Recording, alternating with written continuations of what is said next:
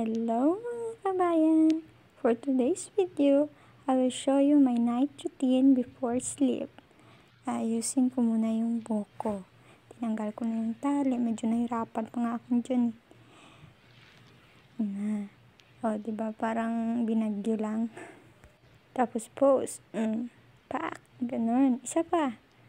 Pose na naman. Kunwari lang. Tali. Pose na naman. Pak! Diba?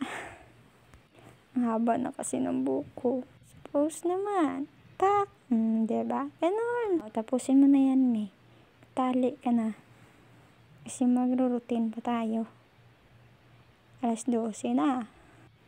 At ayan, tinali ko na nga sa ilalim para paghiga ko hindi masakit sa ulo. Kasi buong araw siya nakaganon. Nakalipit. Ano ba ang tawag dun? Parang ganon. Tsaka pose na naman. Diba?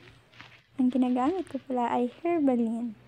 Herbalife ay para sa mga pimple, dark area, at pwede din siya sa face. Para hindi mag-dry ang face nyo. Ayan. Massage lang.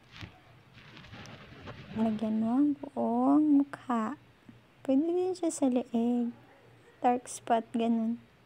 Maganda ito para sa mga itim-itim nyo. Diba? Kasi aloe vera yan. Aloe vera for healthy skin.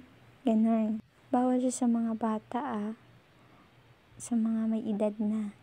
Like me. Charot. Kaya nilalagyan ko ng buo kong mukha. Tapos siko. Nilagyan ko. Kasi medyo open arms tayo dito sa sun. Medyo sobrang init. Kaya nilagyan ko na yung dalawa kong siko. Try nyo guys. Effective siya.